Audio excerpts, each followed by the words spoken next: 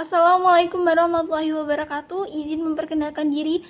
Nama saya Nurmia Fitriani, NPM 1921020646, kelas HTNA semester 6, Prodi Hukum Tata Negara, mata kuliah Hukum Acara PTUN dan MK, dosen pengampu Bapak Hasanuddin Muhammad, Magister Hukum.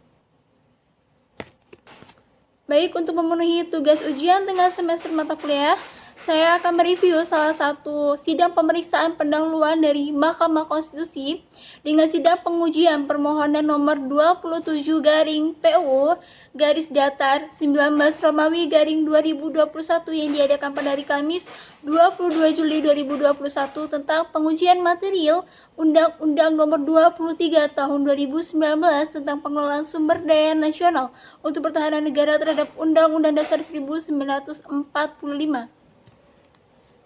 Pada saat pembukaan sidang, terdapat sebuah instruksi penyebutan nomor register permohonan dan instruksi untuk pemohon dan kuasa hukum memasuki ruang sidang serta mematuhi protokol persidangan Mahkamah Konstitusi di masa pandemi COVID-19. Ya, selanjutnya saya akan menjelaskan proses persidangan pendahuluan yang diadakan di Mahkamah Konstitusi tersebut.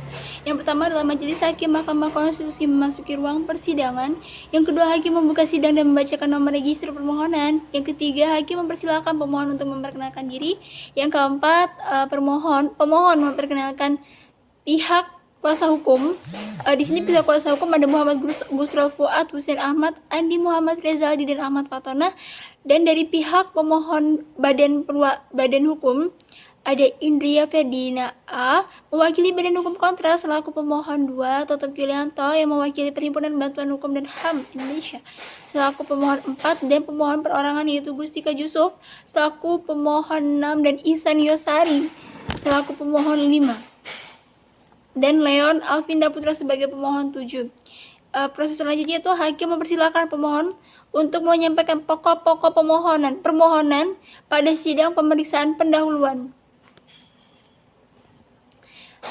Selanjutnya pemohon menyampaikan pokok-pokok permohonan mengenai inkasu pasal 4 ayat 2 dan 3, pasal 18, pasal 20 ayat 1 huruf A, pasal 28, pasal 29, pasal 46, pasal 66 ayat 1 dan 2, pasal 75, pasal 77, pasal 78, pasal 79, pasal 81 dan pasal 82 Undang-Undang nomor 23 tahun 2019 tentang pengelolaan sumber daya nasional untuk pertahanan negara terhadap pasal 18 ayat 5, pasal 27 ayat 1, pasal 28D ayat 1, pasal 28E ayat 1, pasal 28G ayat 1 dan 28H ayat 5 adalah pengujian undang-undang terhadap Undang-Undang Dasar 1945 yang disampaikan oleh kuasa hukum pertama.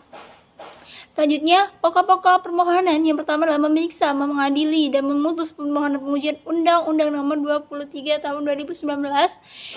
Yang kedua, terdapat keterkaitan sebab akibat atau kausal verban dengan berlakunya Undang-Undang nomor 23 tahun 2019 tentang pengelolaan sumber daya nasional untuk pertahanan negara sehingga menyebabkan hak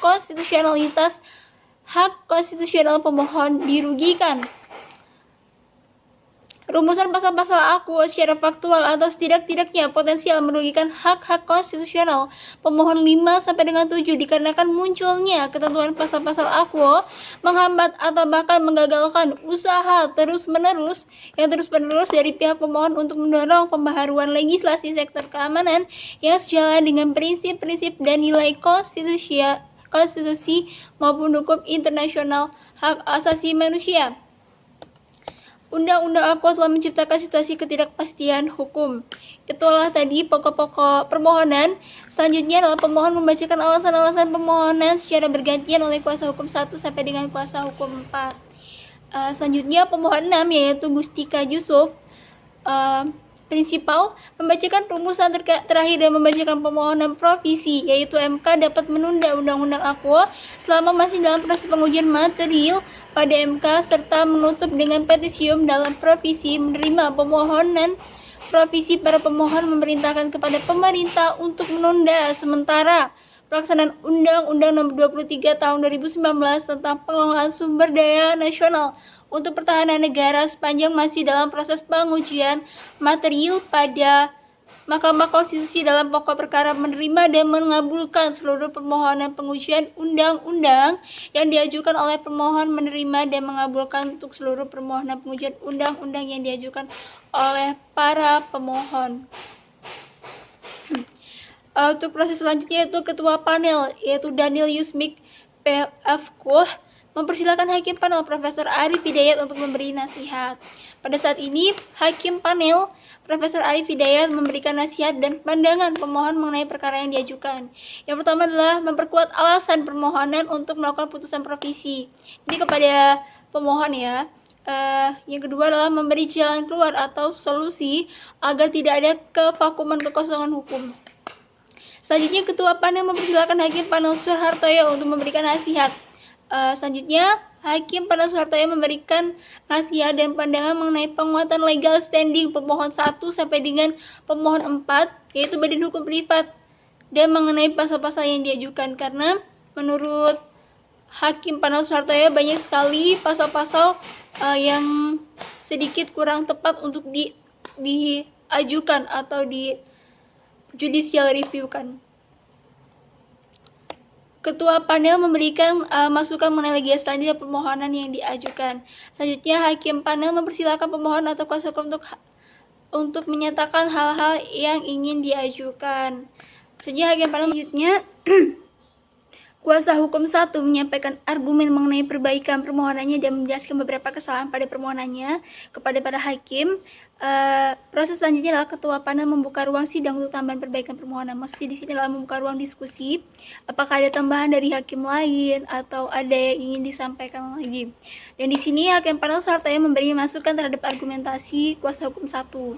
Setelah memberikan masukan terhadap setelah Hakim Panel Soehartoyo memberikan argumentasi terhadap kuasa hukum 1, proses persidangan terakhir yaitu ketua panel menutup persidangan karena sudah tidak ada lagi tanggapan atau masukan dalam persidangan tersebut dan menginformasikan sidang selanjutnya akan diberitahukan melalui kepaniteraan serta sistem perbaikan permohonan dan persidangan. Yang terakhir, ketua panel menutup sidang, mengetuk palu lalu meninggalkan ruang sidang. Baik, itu saja yang bisa saya sampaikan dalam review sidang Mahkamah Konstitusi kali ini. Saya akhiri. Wassalamualaikum warahmatullahi wabarakatuh.